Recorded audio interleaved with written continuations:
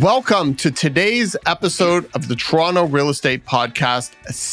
Count them, 7 strategies when your home is not selling in a very, very changing market. You're in the right place if you're struggling to attract buyers, and you are not the only one.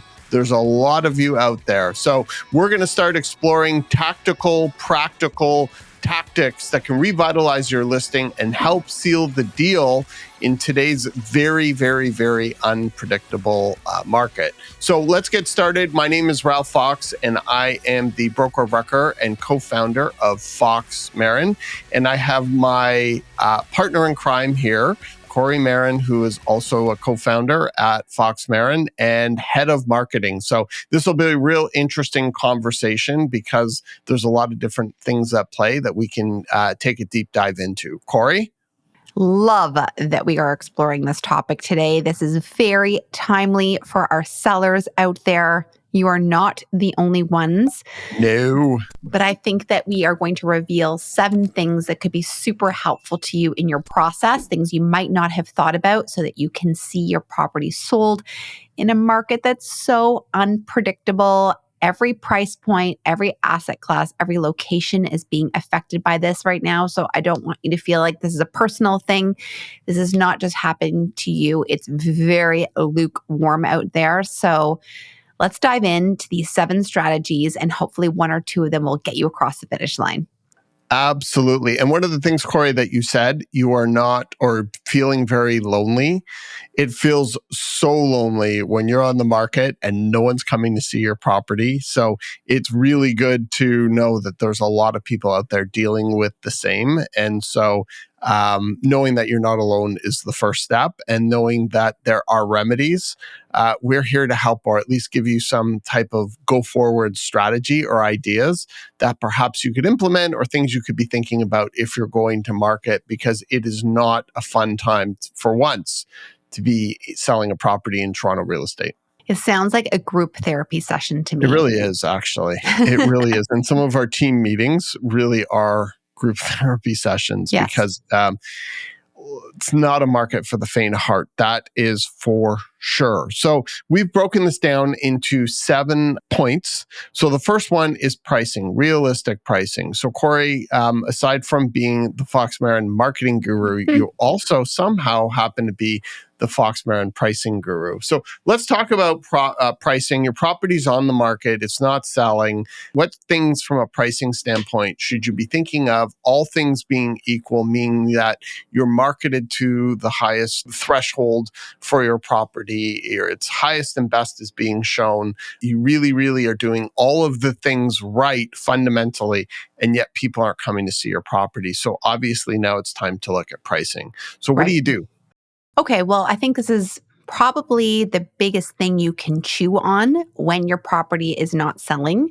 And I think that sellers and their agents need to have really honest conversations, probably around the 10 to 14 day mark, about their listing. So if you're not getting people in the door for showings, if people are not attending your open houses, and you're not getting pen to paper, meaning offers, the first thing you really need to look at is your price. And this is where people will do anything but look at price because they don't want it to be about that. Yeah. But you need to have that conversation earlier rather than later, and you need to be really realistic about it. So what I want you to do is look at properties that have sold over the last 2 weeks. What properties have been listed over the last 2 weeks? What's been working? What's not been working? And who are you competing with?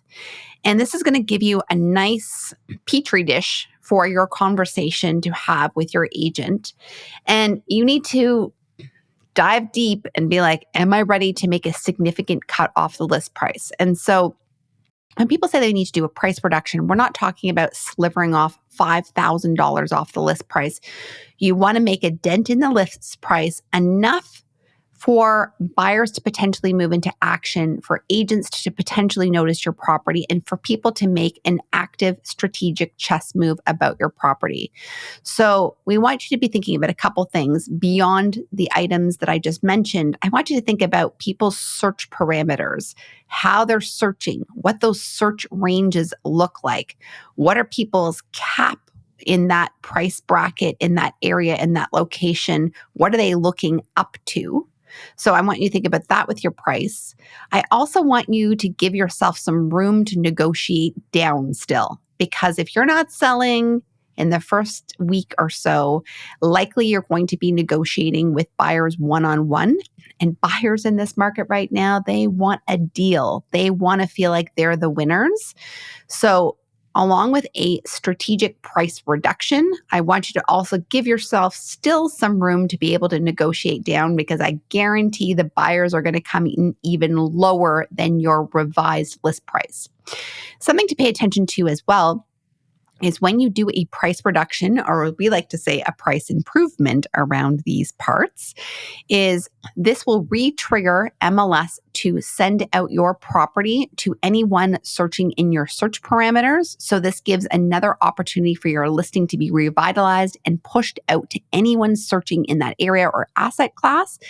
And this is another opportunity for your listing agent to reach out to any interested parties to let them know that you've reduced the property by XYZ, let's say 25,000 or 50,000, depending on your price. And this also gives an opportunity to revamp your digital marketing assets. So we'll talk about more about marketing shortly, but these are some things I want you to think about when it comes to price. The biggest nugget is price, and you've got to get aggressive. Ralph, do you want to add? Yeah, it's a really tough market right now to price anything. So don't be too hard on yourself if you think you figured everything out and then 2 weeks into it, it appears as though you haven't. That's just common right now when things are changing so much and things outside of the market are so dramatically affecting the market itself, like interest rate announcements, hot wars around the world, et cetera, et cetera. So really, really understand that things are changing and that what could have seemed like a really reasonable price 2 weeks ago just isn't now. And I also think that sellers, doesn't even matter on what the asset class is need to be realistic and know that record-breaking, record-smashing $700,000 above list price sales, it's just not the climate for that. And so if you're selling, you should really understand why you're selling, and you should also know that it may not be the funnest time to be a seller in Toronto. So comparative to other points in history in the market. So just know that and understand that you're going to need to be flexible in your approach with pricing. And going back to what I was saying earlier, the market will tell you what something is worth. And if all things are being equal and you've marketed to your highest potential, if you're not getting traction, that is a really big lever that you can pull. And going back to what you were saying, Kori, the timing of it also matters. Even if you realize you want to do a price improvement, and how you frame things is so important. So a price improvement always sounds way sexier than a price reduction, but also when you want to do it. So even like on a Thursday night, you talk to your realtor and it's like, yeah, let's do a price improvement. You might not necessarily want to do it on a Friday. You might want to wait till a round of open houses or over the long weekend or over the weekend, and then hit the trigger button on a Sunday night or a Monday so that the new listings come out fresh and you appear as a new listing top of week. So the timing of that price improvement is also really something that you should be thoughtful about. And I think being thoughtful about everything in these type of market conditions is super important.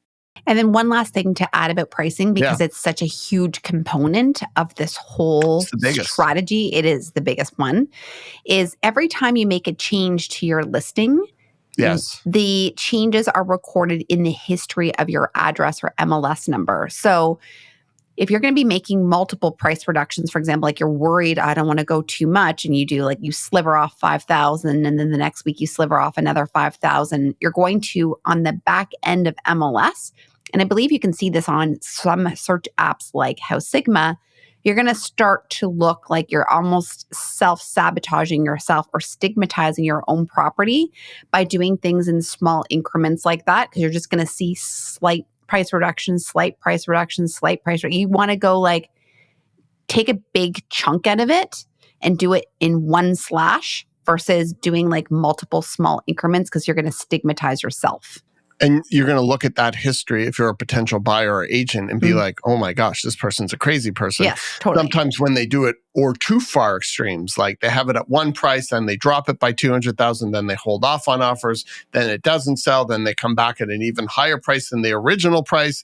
And it starts to just really, really taint the property. And over time, you could start to create a really bad track record for yourself where just based on the history of your property, people are like, oh, this person's crazy. I want nothing to do with this. Or there's something seriously wrong here. I'm really busy, so I'm just going to chase the next shiny thing. Okay, so let's move on to number 2, revamping marketing efforts. Yes. So Kori, talk a little bit about that. And what does that mean? You're 2 weeks in, no traction. Right. We've talked about price. We've maybe even done a price improvement. Now what? So other things you can look at beyond price would be, number 1 would be your imagery. And I would speak to the hero image first. So your hero image, for those of you who have not heard that word or term before, is the first image in your carousel on your listing. So this is the first picture anyone sees if they're searching Realtor.ca or House Sigma or Listed or any of the syndications out there. And that picture is worth 1,000 words. People are gravitating to your listing based on that first photo.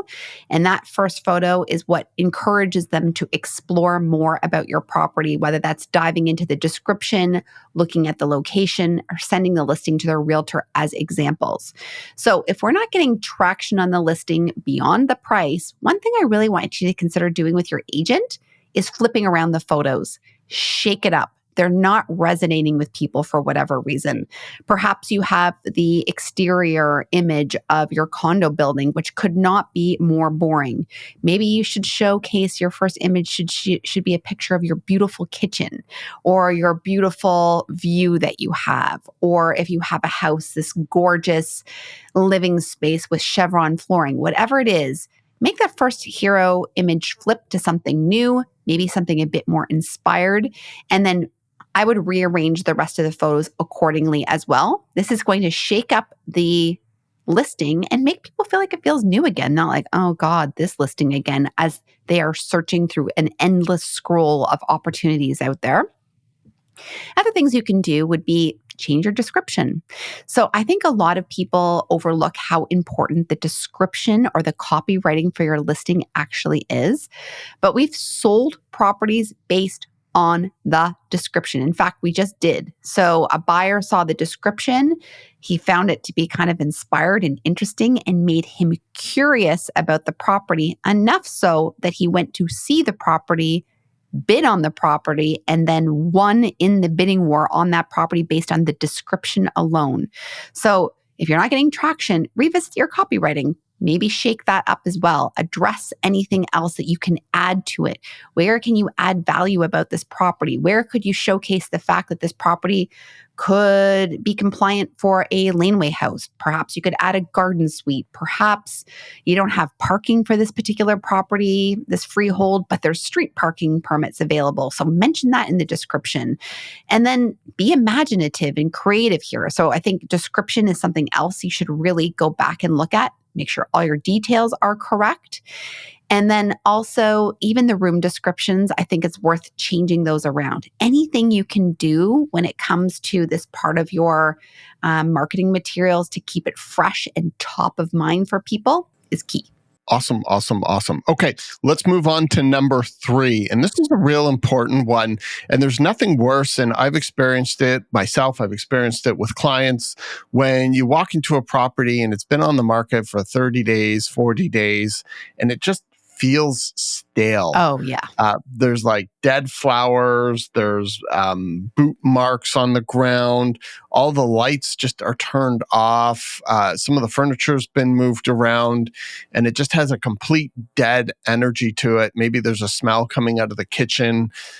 Kori, can you talk a little bit about the importance of keeping the actual property fresh and making sure that you're creating a really good experience when people walk into the property? Yeah, you've mentioned so many of the key aspects of this. So people, when they walk through your property, it really truly is all about the first impression. And so Agents out there, you really should be checking on your listings every day or every other day when possible to make sure that they have that new feeling.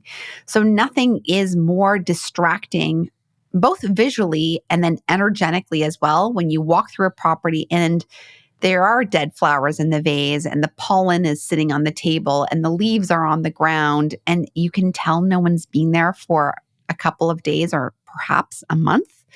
So you want to keep all your flowers feeling fresh, all your marketing material, you want it stacked. You want it to be nice and boosted and juicy. So you have a nice, big, healthy stack of paper there. Not You know just what? You know what the worst is when they've done a price improvement and they have the old price still on the MLS. yes. Like, That's awful. a very good example of the agent really not caring about the property. And all these little things Yes. really stand out, whether it is just intuitive or not. They all add up. And in this market, we don't want to give any person pause for thinking this property is not inspired. So marketing materials, I want it to smell good. So when you go in there listing agents to your properties, give it a refresh. Bring yourself some Windex and some paper towels and wipe down surfaces. Make sure the entryway is nice and clean. Make sure that their agents' business cards aren't floating around from 4 weeks ago and collecting dust. Make sure all the pillows are feeling like poofy and zhuzhed and in the right position. Oftentimes when you go to your outdoor spaces, depending on the weather, things have been knocked over. Animals might have gotten into the garden. I got an important one. Yes. Toilet seats are down. Toilet seats are down. And I even like to go to the point where I go to the toilet paper and make sure it's folded Oh, in. yes. A Because fold. the fold is nice. It Yeah. feels like a hotel. It feels like no one's used it. Again, I don't think anyone's necessarily going to be staring at the toilet paper roll. It's just a feeling. And so this is very important to stay feeling fresh so that buyers, and we talked briefly about this lights. So when you go in there, make sure like at least your side lamps are all on. So when people are walking through, it feels like the atmosphere feels good and the drapery is hung at the right location, or like the blinds are down at the right height. So you should be checking on it, and sellers, your agent should be checking on it, and this should be an expectation that you require of them. And a lot of people just let the property go stale, and that is a really bad way of detracting people from moving forward with an offer. 100%. The number one rule in sales, but even more so in real estate, residential real estate, people buy on emotions and then they justify with logic afterwards. You need to create that emotional connection, not disconnection about Yes. walking in a stale, deserted property. Yes. Awful, awful, awful. Okay, let's go into point number 4, innovative open house strategies. Or we've had some interesting open house experiences lately. Do you want to talk about them? Yes. So I think the first caveat here is sellers. The open house is definitely not the be all and end all to sell your properties. Most qualified buyers are going to be working with a buyer agent, and they will likely come in for a private showing during the week or the weeknight. But the open house is still important. We still want to make sure that we're showcasing the property to the widest audience possible. And an open house might be really strategic for a couple of reasons. One is a buyer agent's really busy on the weekend and they can't make it for a private showing, so they send the buyer to the open house to see it. Or a buyer perhaps might have seen the property on a private showing during the week, but they want to come back and circle back one more time to see the property, and they revisit on a Saturday or Sunday. Now, traditionally, properties are showcased on open houses on Saturday and Sunday between 2 and 4. But in a market like this, where it's the seller's agent to do the highest and best that they can for their seller and try to drive traffic to the property no matter what, maybe extend the open house on Saturday and Sunday. Maybe do it from 2 to 5. Capture those people that couldn't make it by 4 o'clock, and they can pop in at 4:30 to your open house. Another really key time is to do one during the week. So I think that it's really helpful to a lot of families specifically to do an evening open house on, let's say, a Wednesday or Thursday from 5 to 7 o'clock. Families are busy on the weekends. They've got gymnastics, they've got hockey, they've got birthday parties. One kid is sick. It's hard on the weekends for small families. So the weekday evening open house seems to really resonate for a lot of people. And they're like, oh my God, thank you for doing this during the week. And you could make it fun. have some wine, have a little bit of bubbly, have a little Little bit of music. charcuterie, some music, and make it a party and make people feel invited into the property and help them with that emotional connection by making it easy for them and be helpful and have information and greet people and kind of make it a small party. And so we've been doing this, especially on properties that either we know are going to be super busy or ones where we feel like they might be sluggish, regardless of price point or location or asset class. I really think being innovative with your open houses is really helpful. My last point about the open house is this gives an opportunity for buyers to meet the listing agents themselves. And sometimes if they just meet the listing agent and they're like, oh, he or she seems trustworthy, knowledgeable, friendly. They feel like they know what they're talking about. Again, it just makes them feel better about the property, whether it's conscious or subconscious. And it's just another way to help that buyer feel more comfortable moving forward. So innovative open houses for those of you who are super slow on selling your properties right now is something you should definitely be exploring. Casting the widest net in a challenging market is so Yeah.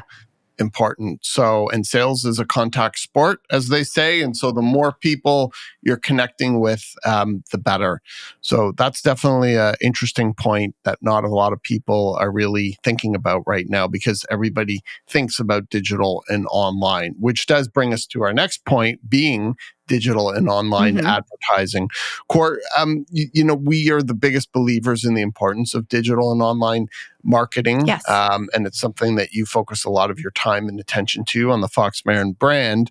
So, MLS really doesn't cut it anymore. And the idea of just putting it on MLS and hoping that you're going to get traction really is a thing of the past. So when a property isn't selling or when we're struggling with getting traction on a property in this market, what are things that we can do from a digital marketing perspective that will help gain eyeballs and hopefully people taking action to see a property? So you can almost relist the property again on social media as a new listing.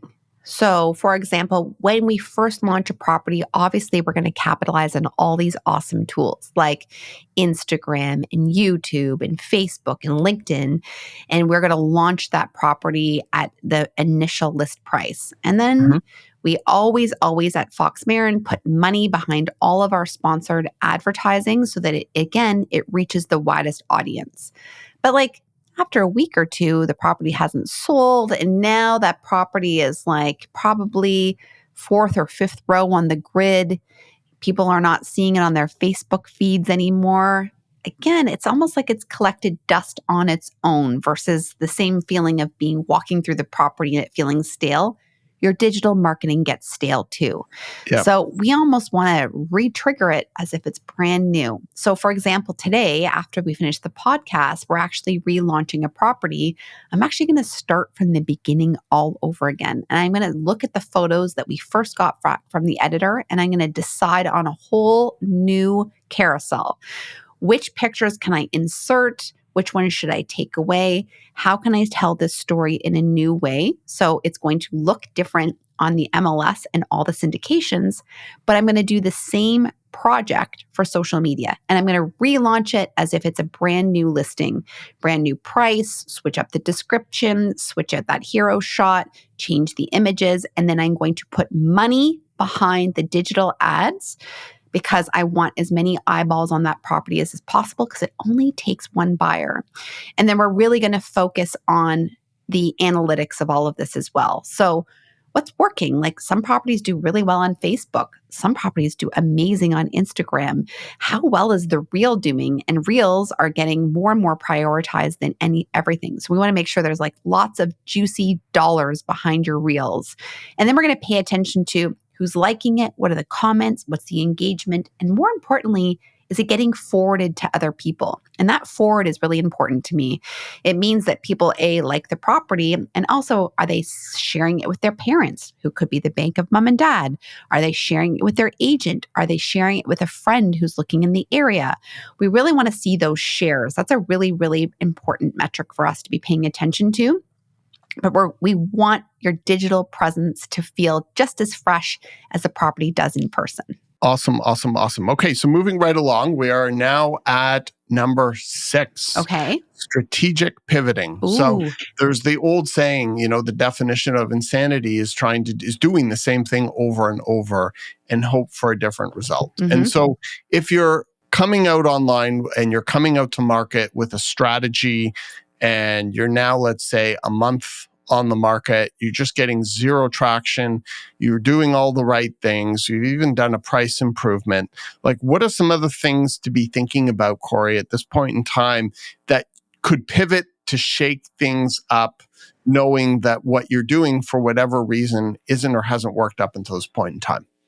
So let's just be really clear about this. You've been on the market for a month and you've done everything right. Stage the property. You've got the best photography. There's been a big social media movement behind your property. There's a great reel, a long cinematic video, a short cinematic video. You've done the open houses. You've done the weekday open houses, and still nothing? The worst. It's actually the worst. And I'm so sorry, sellers. I know a lot of you are in this position right now. So this is where, again, you need to have lots of conversations with your agent, and it's time for a big huddle, and you've got to get a little dramatic here. So in situations like this, and I do agree it's around the 1 month mark, you got to do something big. So a pivot, in my opinion, would be something like this. Perhaps terminate the listing. So you're getting off the market, and then you're going to come back as a new listing using a new strategy. So for example, if you had a property that you had listed for 1.8 million, then you reduce the price to 1.75 million, and still it's just dead out there. Maybe what you do, terminate the listing and then relist the property like a new listing for, 1.39 million. So lower than what you think it's worth. And all of a sudden, you've just exposed this property to a whole new buyer pool. And you're having an offer date here. I want to be very clear. So you're listing low with an offer date the following week. And all of a sudden, finally, you're getting people through the door. And you've got 20 showings booked finally that next week. And now you've got 20 prospects on the property that never walked through the door when you're listed for 1.8 or 1.75. So you're hoping that out of those 20 people that came through, maybe 2 of them might bid on the offer date, and maybe they won't. But you've now got 20 people out there that have seen the property that did not see it in the past. So you've got something to chew on, something to work with, some people to communicate with. So that would be an example of a pivot. Another example would be, okay, you've been on the market for 45 days. We've done everything we possibly can. Now there are 7 other properties like yours listed in the immediate area, and everybody's undercutting. What is going on? Maybe it's time for us to terminate, and if at all possible, relist in a more robust market or when there's less competition. Let these other people sell, get rid of some inventory around you, and then relist at a later date. Let's say the fall, or it's April right now. It's May as of right now. May today, maybe you consider a listing in the fall. So that would be another, if you can do it, maybe that's another way to pivot. Some people might want to even consider renting out their properties as well as another way to look at it. Awesome, awesome, awesome. Okay, so here is our final conversation point or recommendation for consideration, addressing feedback and concerns. So we are really big believers that when an agent is taking a buyer through a property, we really try and understand what their experience was, both good and bad. And I think it's really important to look at some of the things that you are getting as concerns and seeing if those can be addressed so that either you can bring that opportunity back to that agent or buyer, or make sure that when somebody else comes to see the property, that we are getting ahead of it. Yes. So this actually happens quite a bit. And I think sellers, you really need to be open-minded right now to the feedback that you're getting. So examples of feedback for things as a seller that you might be able to correct while you're in the selling process would be, you got carpet on the second floor and people are giving you pushback about that. Maybe you get that ripped out over a weekend and put in engineered hardwood. You're getting a lot of pushback on the fact that the property needs to be painted. Take it off the market for the weekend or or don't book showings for a couple of days and get it painted white and then have the property reshot so your photos are redone with white walls. Other examples of this would Well, we had a situation where we had clients, they bought a big penthouse condo, very large, and then they took the third bedroom and took out the wall, of course, with condo board approval, and made it a big open space. So they enhanced the size of the living room. But then the problem was people were coming in saying, well, for a property or condo this big at this price point, it kind of makes sense for it to be a 3-bedroom. And so what we did was we took that feedback and we understood it and it made sense. And we just basically had a diagram done up on the existing floor plan as another attachment showing how easy it would be to reinstall a wall, just drywall, which was the way it was purchased, and turn that back for limited cost, time, or effort back into a 3-bedroom. Yes. And so that was something that we responded to. And the property recently just sold conditionally. Yeah, that's right. Actually, I thought of 2 more ideas while you were talking, Ralph. One is if you're getting pushback, if you have Kitech plumbing in your property, a lot of condo townhouses have it, and you know that you have it. A really good way to get ahead of that, because buyers do not want to deal with your Kitech, is to have it quoted, to have it removed, and then make a commitment in your schedule and in your listing remarks that you will have the Kitech replaced on or before closing. So I think that's a really good way of getting ahead of that pushback, because buyers right now are not going to want to have to deal with Kitech.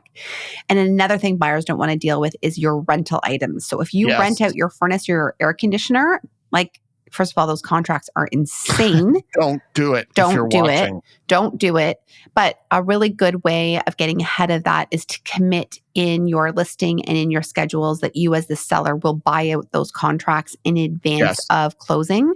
So that's another thing. So I guess the main point of segment number 7 here, Ralph, is that you want to hear the feedback and then address it. And if that means that you have to take your property off the market or not book showings for a couple of days and then address these things and then re-photograph it, so what? So what? And you really need to be working with your agent on the cost to address these things, the time to address these things, what the ROI looks like. Don't do anything crazy. But if you're getting specific feedback, oftentimes there's a way to work around it and get an answer to it and be ahead of it. You always want to be ahead of the buyer. You don't want to be reacting to them. You want to be ahead of them. Have the information up front. Have the problem solved for them. Have the quotes done in advance. If there's been issues with certain things, have a professional go through and then talk about, I don't know if it's knob and tube and what the cost would be to remove it. Whatever it is, be ahead of the buyer and empower them with information. That's a really, really good way of dealing with a market like this when buyers are pickier than ever before. Sometimes when we get the feedback, I'm like, oh my gosh, we would never have got feedback about this property 3 years ago the way we're getting feedback. And now buyers are like, oh my God. The window crank is broken. Yeah, I'm 2 years ago, people would just be like, please just accept my offer. I haven't even seen the property. Yes. Just please, day 0. I just want this house. I want a broken window crank, actually. I'll take it. I'll take it. Yes. So when buyers are being more specific and they really feel empowered right now, you really need to get ahead of them and be as creative and open-minded as possible. Sellers, I know it's not sexy. It's not fun. It's super stressful. No. But as Ralph mentioned off the top, you are not alone out there. But if you can take these 7 points and really put them to work, I feel very confident that you're going to find a great buyer for your property as long as you can just remain as positive as possible about it and as open-minded about it as possible and as realistic as possible. I feel good that you're going to find a resolve and cross that finish line and be just fine. Amazing. Well, on that note, Kori, I think we're going to wrap up today's conversation. Awesome. Thank you so much for tuning into 7. I don't know why we like doing this, but 7 strategies for your home when it's not selling in today's uncertain market.